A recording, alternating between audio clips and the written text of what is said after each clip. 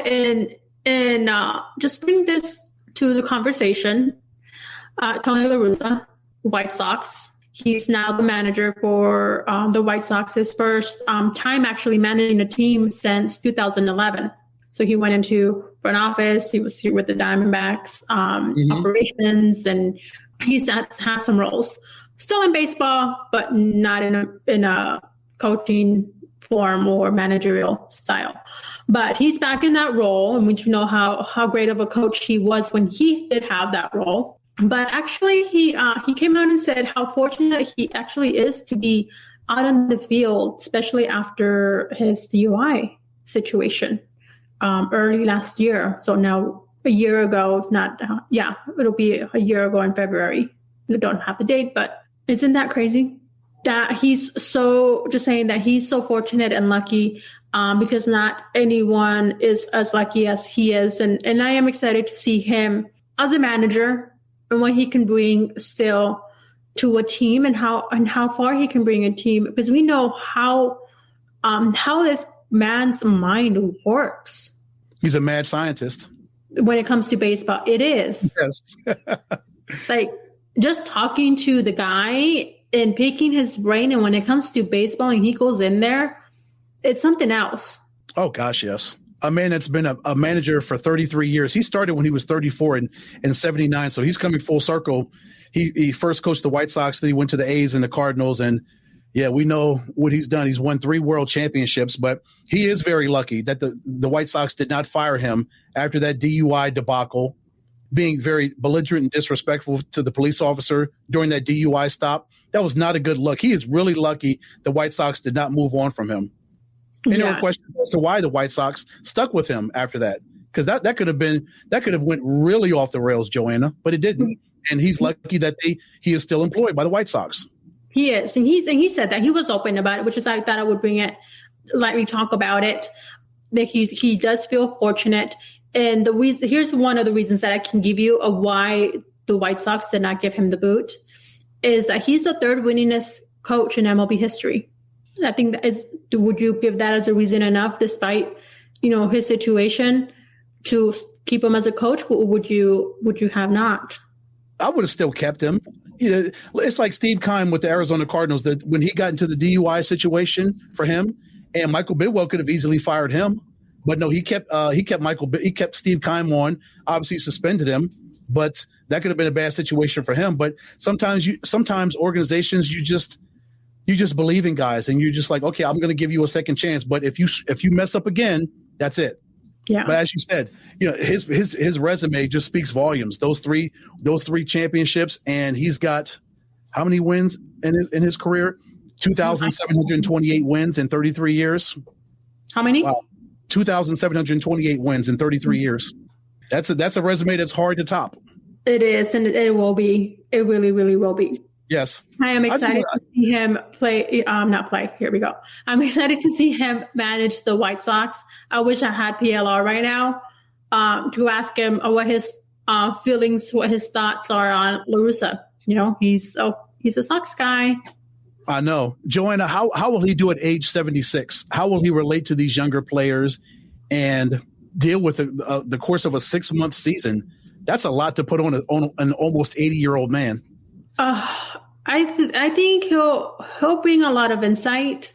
He will bring a lot of education to the players, and it's going to be different. But he has so much to learn for you to learn from. Yes. Whether you're a player, whether you're a coach, as a person, he just has so much that you can learn from of the game of baseball. So much that he can provide to these players, and vice versa. They can teach him a lot too. Mm-hmm. Since he hasn't managed since 2011, he'll learn a lot of new stuff that he hasn't seen in the last 9 years, in the last 10 years since he's managed. Well, it's not like he hasn't seen it; he just hasn't managed it. So maybe there's going to be now things. Yeah, he hasn't seen it at that manager level. He's seen it. He's now differently, or he can apply in his role roles that he had in baseball, in the front office, that he can maybe now apply as a manager and see him differently too. Yes. Mm-hmm. It's not that he wasn't, in baseball at all. He was. He just had coming back to managing. Yes. Maybe a different perspective. Yes. It's different when you're in the front office as opposed to being down there amongst the troops. It's a different viewpoint. Mm-hmm. It is. So I am very, very excited to see him. And they are where for spring training, Ed? They are in Glendale, not too far from where my house is, about 10 minutes away at Camelback Ranch. You should sneak over there and see if you can take a peek. Yeah. Security will be like, sir, who are you? No, you can't come in. Yeah, right. So I'm excited. Hopefully we get to get a little peek of him and everyone. I hope, maybe,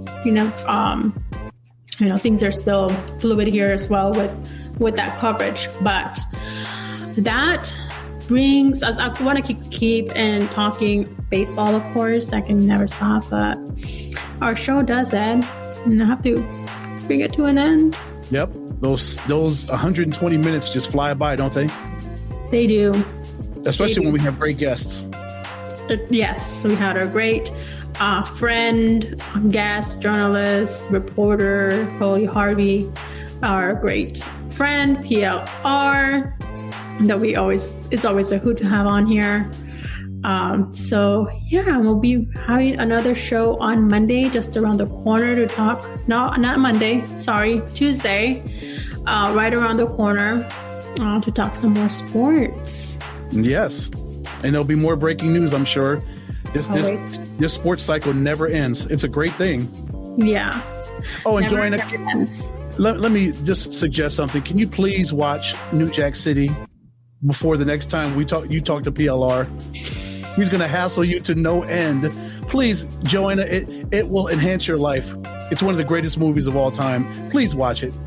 I will fit it to my schedule. Okay. I will have to fit it into my schedule.